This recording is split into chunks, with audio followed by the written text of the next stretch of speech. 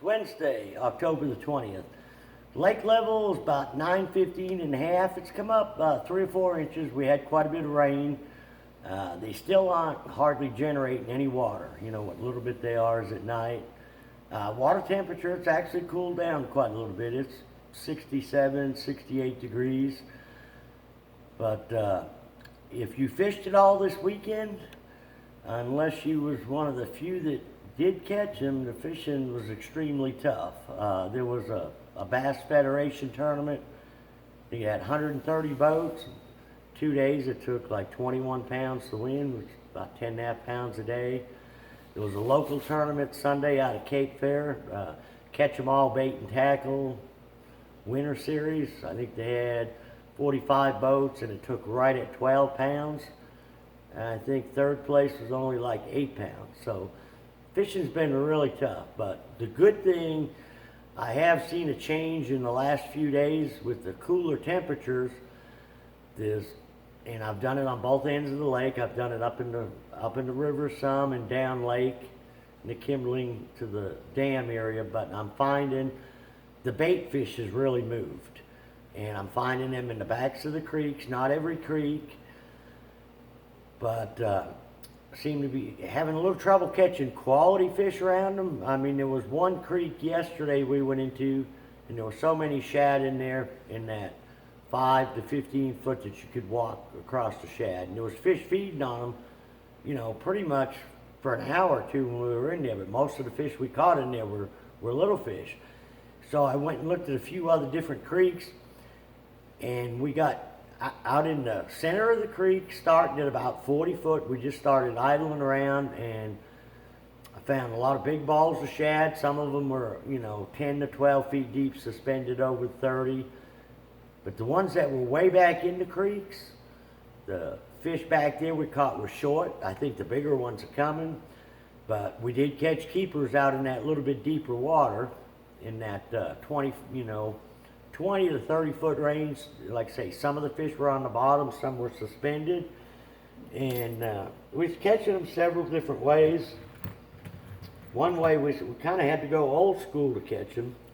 But something we do quite a bit in the fall. We was actually throwing a little George. The guys I had from Michigan for the last several days, they call it, we had to go to heavy metal to catch them. But we caught some on a little George. Another deal I throw quite a bit this time of year. And you know, the fish, the shad were different sized. There was some small shad. They were all thread fins. I didn't see hardly any gizzards, but some of them were, you know, 3-4 inch shad. But what's good about these baits, this one, I think it's made in Texas. It's called a Rinky Dink. And you can work these things underneath the shad, through them. You can vertical fish them. You know, the little George the same way. And a couple other baits we caught them on were jigging spoons. So like a 1/2 ounce white War Eagle and a 3/4 ounce. But the tail spinners in this little ice jig, you know, the fall and in the winter, we talk a lot about Rapala ice fishing jigs that we use vertical fishing. Well, this isn't a Rapala one. We did try some of them and they will work too, but this is one I picked up at Extreme Outdoors in Branson West, and I think Bait Works in Springfield also carries them. But it's a new company. Well, I don't think it's a new company, but it's making a new bait. The Rapalas were about, you know, $9, $10 a piece, and we lose a lot of these because we're fishing them around timber, vertical fishing, sometimes swimming them through the trees. But Freedom Tackle Company, and it's I don't even know what they call it. It's a turnback shad, but it's a lot like the Rapala ice jig. It's half the price, and it does work. But when these fish get out in the center of the creeks, or the shad is starting to get back there now. And I think some of the bigger fish are probably out there a little deeper in the creeks.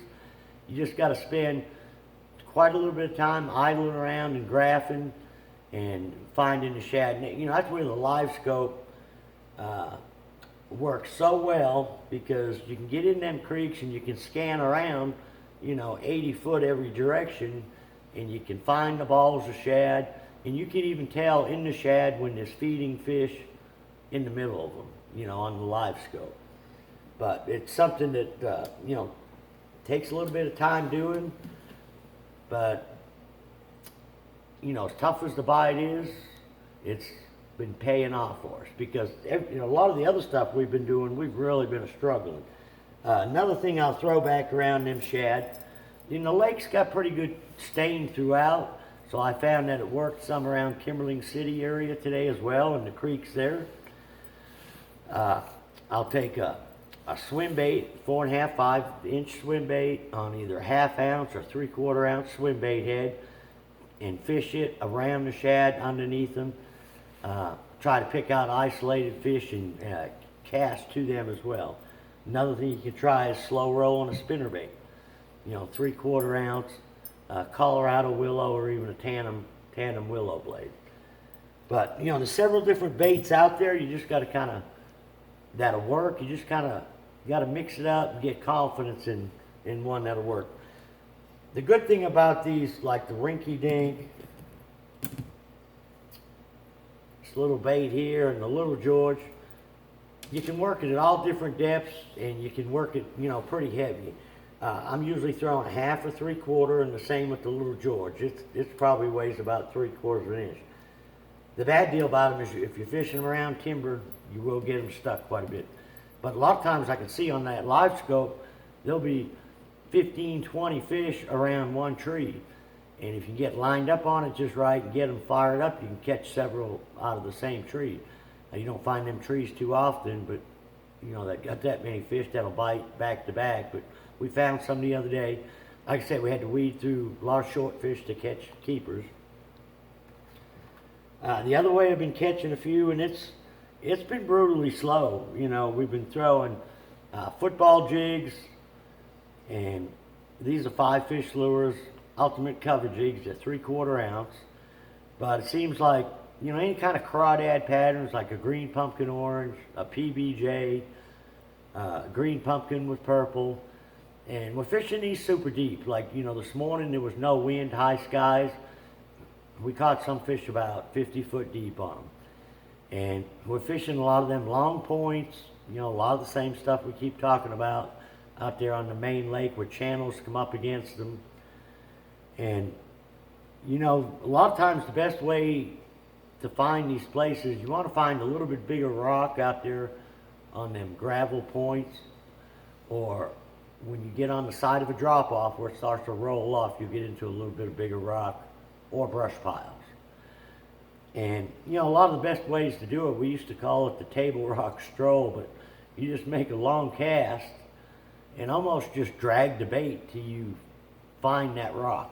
A lot of times, there again, on your electronics, you can see the bigger rock on them. If you've got good electronics, you can see where the bottom changes, and you'll actually start to mark a few fish around that area. The problem is, when I do get a bite, I get, 2, maybe 3 bites off of one of them long points, but I may have to hit 5 or 6 or, other points to repeat that. And there's a little bit of a spoon bite around the docks. You take the same spoon, either like a Dixie Jet flutter spoon or a 3/4 ounce slab spoon, flip it in the dock stall. Some of the fish are suspended underneath the docks. But the key, and I always talk about the shad in the fall. You got to be around the shad. If you're around them boat docks, if you're in the center of them creeks, even out there on them main flat points, bait's really a key. Even if the bait's not down there with the fish, if it's up there suspended in the water column. And as far as my shallow bite, still catching a few fish up in the river arms. Way up shallow around stumps, out on the flats, on a little square bill. This is a Spro Fat Papa 55, but like a 1.5 or 2.5 will work as well. But what's funny is the water in the rivers is actually cooling down more than the lake, but I'm not hardly seeing any concentration of shad way up in the upper rivers. Now, if I get back out, get into mid rivers, I'm finding a lot better concentration of bait in some of them bigger creeks. But, you know, I think it's starting to get a little better, or at least the shad's moving. And I'm hoping the fish are going to start following the shad as well back into some of them creeks. So, till next week, good luck, good fishing.